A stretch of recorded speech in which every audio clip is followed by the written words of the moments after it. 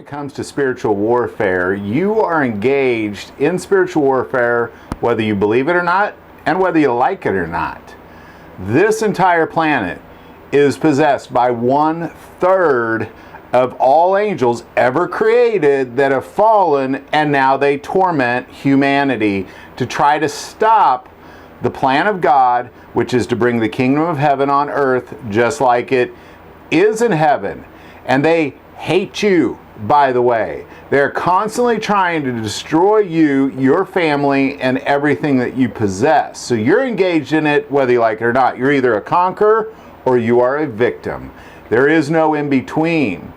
And as we have studied this spiritual warfare, the greatest place to truly understand how God works in warfare is to study one of the greatest spiritual wars of all time, the book of Joshua. And as we've gone through this book of Joshua, verse by verse, the last episode, we talked about Rahab, the harlot, who put faith into action. And there's a peculiar thing that happens in this moment in time in the book of Joshua where Joshua sent spies into Jericho, and they found themselves in the house of the harlot Rahab. And she sends, when the king sends guards to come take these men from her house, she says, well, they already left. But she put them on the roof. And there's something that she says to them that is very, very important to spiritual warfare. And we're going to take a look at it. And this is in Joshua 2, starting in verse 8. So before they lay down, she came up to them on the roof and said to the men, I know that the Lord has given you the land, that the terror of you has fallen on us, and that all the inhabitants of the land are faint-hearted because of you. For we have heard how the Lord dried up the water of the Red Sea for you when you came out of Egypt, and what you did to the 2 kings of the Amorites who were on the other side of the Jordan, Sihon and Og, whom you utterly destroyed. And as soon as we heard these things, our hearts melted. Neither did there remain any more courage in anyone because of you. For the Lord your God, He is God in heaven, above and on earth beneath. Now this is a significant thing that she's telling them, because if we go back, which we've done many times, but if we look at this moment in time when Joshua was with Moses 40 years earlier, and Moses sent in spies to spy out the land, they came back and everybody was greatly afraid of the land. They were afraid of the people. They said there were giants in there and they would kill us all. And they yelled, they almost killed Moses because they said, you led us here to have these people destroy our families and kill us by the sword. And then they didn't even go in for 40 more years because they were afraid of the inhabitants of Jericho. And now what they're learning here from Rahab is that the inhabitants of Jericho are actually afraid of them. Not just are they afraid of them, they are terrified of them, and they're faint-hearted, and there is no courage left in that city.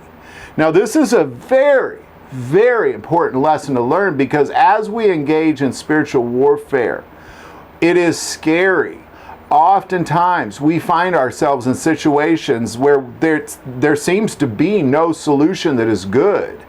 Only bad is going to come out of these events. It's terrifying. And oftentimes we see situations where there's a mountain there, or there's giants there, there's guards there. Something is there that is scary, and it is blocking our way of achieving the things that God has asked us to achieve. But the reality is the enemy is way more afraid of you than you are of them, and you have to see it. And this is an exact example of that, where they thought they were terrified to go into Jericho 40 years earlier because of the giants, but as it turns out, it is the inhabitants of Jericho that are scared of them. And as we engage in spiritual warfare, you have to understand that the enemy is way more afraid of you than you are of them. And I'm just going to give you another example of this. When Jesus was on this earth, it is the name of Jesus Christ that we possess that causes them to be so afraid, because they have to obey the name of Jesus Christ. There's a peculiar story that takes place in the book of Mark and Luke, where they go to an island and they come across a demon-possessed man. And there's an exchange of dialogue between Jesus and these demons. And we're going to pick it up in Mark, starting in verse 6. But when he saw Jesus from afar, he ran and worshipped him. And he cried out with a loud voice and said, "What have I to do with you, Jesus, Son of Man, high God? I implore you, by God, that you do not torment me." And he said to him, "Come out of the man, unclean spirit." Then he asked him, "What is your name?" And he answered, saying, "My name is Legion, for we are many." And he begged him earnestly that he would not send them out of the country. Now a large herd of swine was feeding there near the mountains, and all the demons begged him, saying, "Send us to the swine, that we may enter them." And at once Jesus gave them permission. Then the unclean spirits went out and entered the swine.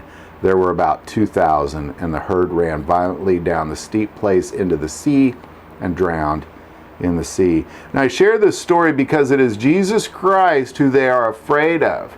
The demons who had possessed this man, many thousands of demons possessed one guy, and they ran to Jesus and worshiped him and begged him.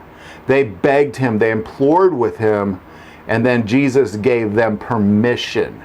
So they have to be obedient to the name of Jesus Christ. And we possess that power by being filled with the Spirit. We possess the power to be able to cast things out in the name of Jesus Christ. Anytime that I feel there is something crazy in my house, out loud I say, "Get out of this house in the name of Jesus Christ." And they have to obey that name. They have to obey it.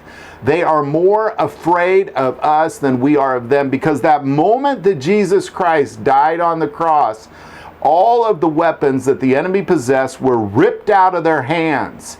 They have no weapons.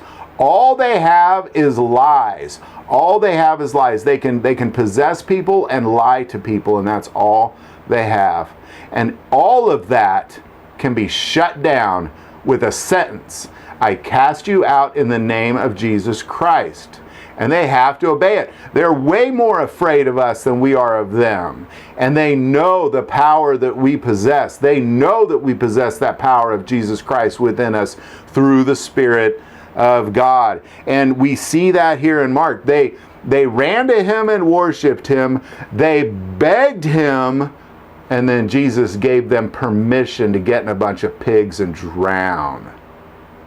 That's how it works, people. They're way more afraid of us. And as we look at this example of the Israelites crossing over the Jordan into Jericho as spies, it was known to them that this whole time, for 40 years, they were afraid of the inhabitants of Jericho.